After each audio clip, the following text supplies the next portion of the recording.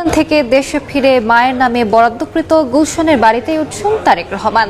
বেগম খালেদা জিয়ার ভাড়া বাসা ফিরোজার পাশের এ বাড়িতেই সপরিবারে ওঠার কথা রয়েছে তার বড় ছেলের। বসবাসের উপযোগী করতে বাড়িটির সংস্কার করা হয়েছে। সংযুক্ত আরব আমিরাত সহ মধ্যপ্রাচ্যের বিভিন্ন দেশে বিএনপি চেয়ারপারসন বেগম খালেদা জিয়ার দ্রুত আরোগ্য কামনায় প্রবাসী বাংলাদেশিরা দোয়া মাহফিল অব্যাহত রেখেছেন। আরও একটি নতুন নিউজে আপনাদেরকে স্বাগতম। দর্শক, বর্তমান বাংলাদেশের রাজনীতিতে সর্বশেষ যে পরিস্থিতি তৈরি হয়েছে তারই আলোকে বেশ কিছু নিউজ নিয়ে হাজির হয়েছি, যা ইতিপূর্বে আপনারা দেখেছেন। দর্শক, মূল ভিডিওতে চলে যাওয়ার আগে আপনাদেরকে অনুরোধ করব, আমাদের চ্যানেলে নতুন হয়ে থাকলে সাবস্ক্রাইব করে পাশে থাকা বেল আইকনটিতে অল দিয়ে রাখুন। আর নিত্য নতুন এই ধরনের ভিডিও সবার আগে পেতে আমাদের ভিডিওতে লাইক দিয়ে আমাদের সাথে থাকুন। চলুন দর্শক, আমরা মূল ভিডিওতে চলে যাই। লন্ডন থেকে দেশে ফিরে মায়ের নামে বরাদ্দকৃত গুলশনের বাড়িতেই উঠছেন তারেক রহমান। বেগম খালেদা জিয়ার ভাড়া বাসা ফিরোজার পাশের এ বাড়িতেই সপরিবারে ওঠার কথা রয়েছে তার বড় ছেলের। বসবাসের উপযোগী করতে বাড়িটির সংস্কার করা হয়েছে। দলীয় সূত্র বলছে, নির্বাচনের দিনক্ষণ চূড়ান্ত হলে দেশে ফিরবেন বিএনপির ভারপ্রাপ্ত চেয়ারম্যান। রেজাউল হক রিপনের ছবিতে আহমেদ সালেহিনের রিপোর্ট। গুলশান 2-এর 196 নম্বরের বাড়িটি। বিএনপির ভারপ্রাপ্ত চেয়ারম্যান তারেক রহমান যেদিন দেশে ফিরবেন সেদিন তিনি এই বাড়িতে উঠবেন, এমনটি সূত্র বলছে। একই সঙ্গে এই বাড়িটি বরাদ্দ করা হয়েছে বিএনপি চেয়ারপারসন বেগম খালেদা জিয়ার নামে। সবুজে ঘেরা ছিমছাম একতলা দালান, নিরিবিলি প্রাকৃতিক পরিবেশে গড়ে ওঠা সাদা রং করা বাড়িটি কারো চোখে না পড়লেও সীমানা ঘেঁষে এতদিন ছায়া দিয়েছে মেহগুনি। নয়নাভিরাম বাড়িটির ভেতরে রয়েছে নানা প্রকারের গাছ।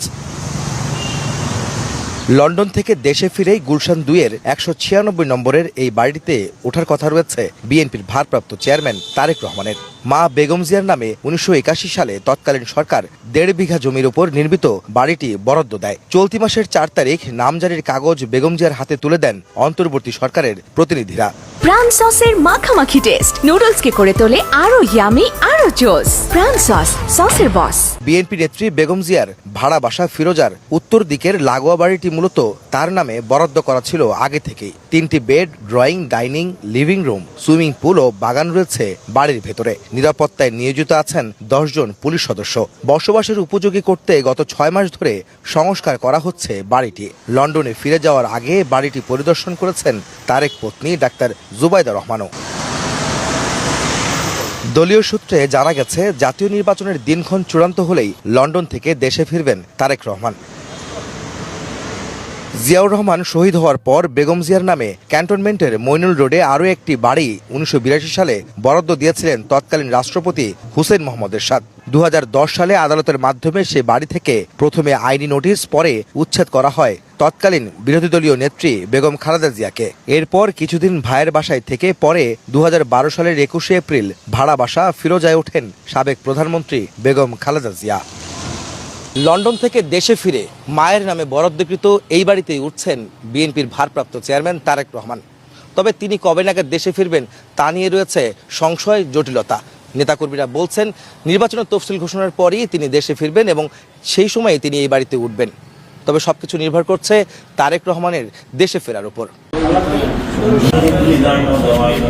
সংযুক্ত আরব আমিরাত সহ মধ্যপ্রাচ্যের বিভিন্ন দেশে বিএনপি চেয়ারপারসন বেগম খালেদা জিয়ার দ্রুত আরোগ্য কামনায় প্রবাসী বাংলাদেশিরা দোয়া মাহফিল অব্যাহত রেখেছেন। বিএনপি ও অঙ্গ সংগঠন ছাড়াও দলমত নির্বিশেষে বহু সামাজিক সংগঠন তার সুস্থতার জন্য প্রার্থনা করছেন। জাতীয় দিবস উপলক্ষে এই সময়ে আমিরাতে দীর্ঘ ছুটি থাকলেও বিএনপি অঙ্গ সংগঠনের নেতাকর্মীরা দলের নেত্রীর অসুস্থতার কারণে সামাজিক বিভিন্ন অনুষ্ঠান থেকে বিরত রয়েছেন।